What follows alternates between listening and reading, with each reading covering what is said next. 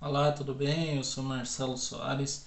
Quero falar hoje com você sobre a vida de João Batista, descrita no livro de Lucas, capítulo de número 1, sobre a sua promessa, sobre a sua missão, sobre a sua aprovação e o mais surpreendente de todos, o que está no final, que é a sua conclusão.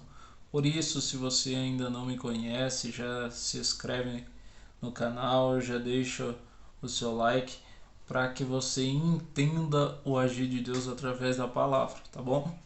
A história relata no livro de Lucas, capítulo 1, a partir do verso 5, que ele começa sendo uma promessa.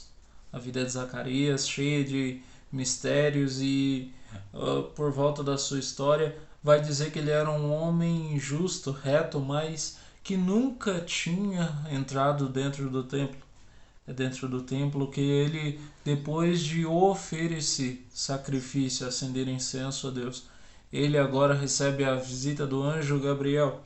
E quando ele recebe essa visita do anjo Gabriel, ele se surpreende com o anjo dizer que Deus ouviu a sua oração. Quando Deus decide enviar o anjo para falar a Gabriel que Deus ouviu a sua oração, Deus está preparando algo maior do que aquilo que está ao alcance da vida de um senhor Zacarias casado com Isabel. Ele lhe promete um filho e esse filho será chamado João. Mas algumas vezes nós olhamos pela limitação da idade, condição financeira, condição social, por todas essas condições. Mas o poder de Deus não se limita a isso. E a história vai dizer que durante a trajetória, diante do processo, diante de todas as coisas que aconteceram, no versículo de número 15, ele agora recebe uma missão. Ele vai pregar o evangelho no meio do deserto. Ele vai viver dizendo: arrependam-se a todos que o Cristo virá, que eu sou antecessor ao Messias. No capítulo de número 3 a seguir, você consegue narrar uma história transformadora. Você consegue ver que no versículo 77 a 80, ele agora vai não só batizar Jesus, mas ele também vai transformar toda uma geração. Ele vai transformar porque ele vai dizer: olha, eu não sou digno de desatar as sandálias dos pés desse que vem até mim. Ele se considera indigno de batizar o Cristo, mas o Cristo mesmo diz que para que se cumpra a palavra que é essencial na nossa vida, ele precisa fazer isso.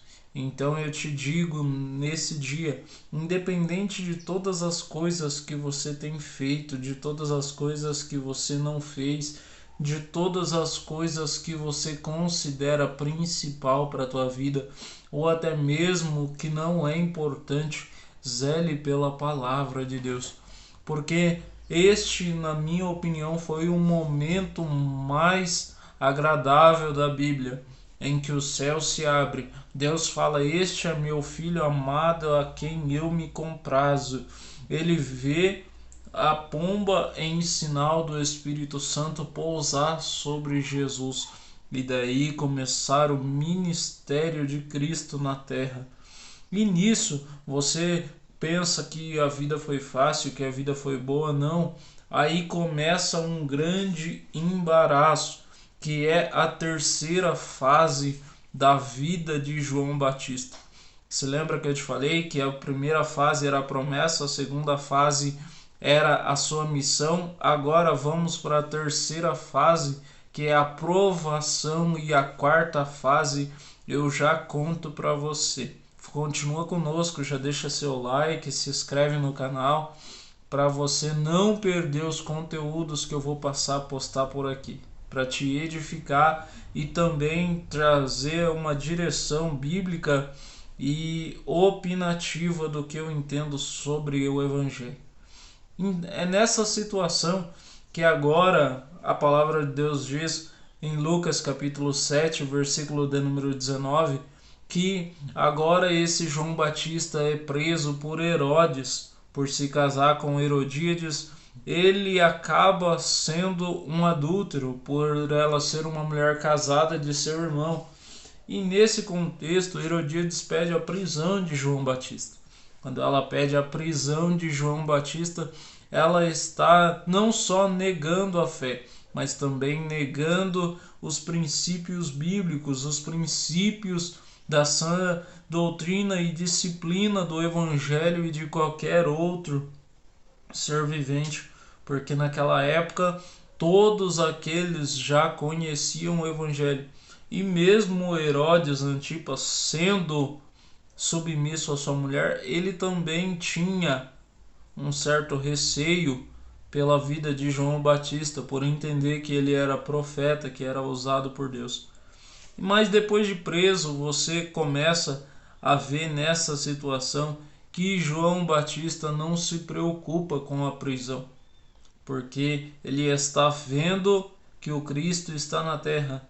Mas é diante dessa provação que a Bíblia vai nos relatar que esse João Batista, com o passar do tempo, ele começa agora a se preocupar com as suas coisas, com as suas situações, com as suas vidas dentro daquele contexto.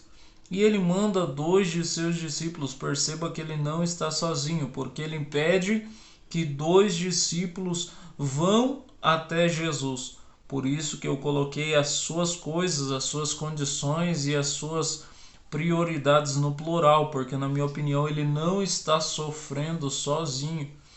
Ele tem algumas pessoas que estão ao teu lado. É por isso que na maioria das vezes, no momento da luta, da dificuldade, você não pode acreditar que está sozinho. Terá sempre alguém do teu lado para te ajudar, para te aconselhar, para que você seja não só reconstruído, restaurado, renovado, mas também receba a estrutura. É por isso sempre bom, sempre importante vigiar com quem anda do teu lado, porque você nunca está sozinho em qualquer situação.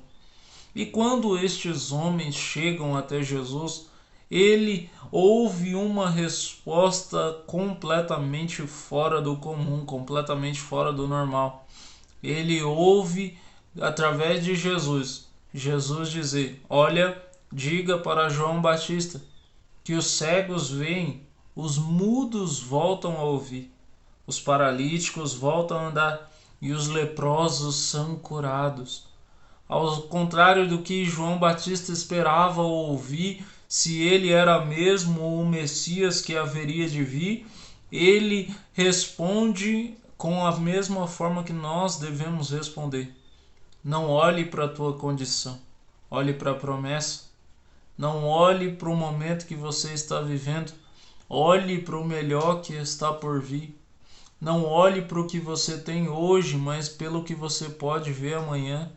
Com os olhos da fé, na minha opinião, João Batista estava olhando para um Messias que poderia assumir um reinado físico, poderia se tornar rei de Israel, poderia libertar o povo cativo dos romanos, mas Jesus olha para os discípulos que foram enviados por João Batista e diz: olha, o meu povo não precisa só ser liberto das algemas, eles precisam ver, ouvir e andar na minha direção, para que algo novo aconteça, algo seja diferente. E o que mais me chama a atenção nessa história é o que eu guardei para o final.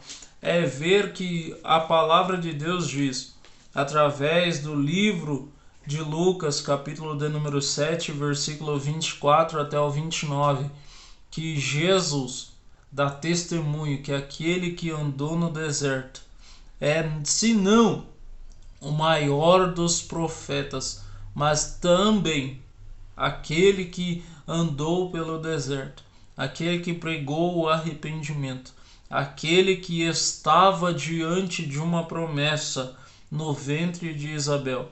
Este será não somente recompensado nos céus, mas será lembrado na Bíblia, na história e por todos os momentos como aquele que não houve maior do que ele na terra.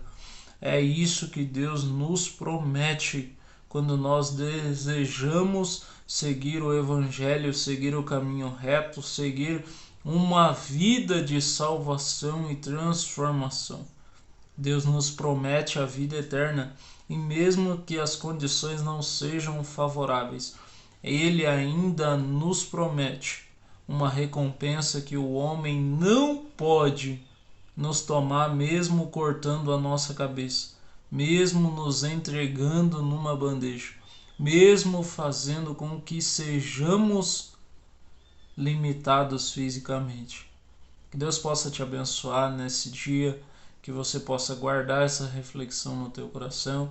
E se você ainda não se inscreveu no canal, já se inscreve, ativa as notificações, deixa o seu like, compartilhe esse vídeo se ele edificou a tua vida, para que mais vidas sejam alcançadas e transformadas em nome de Jesus.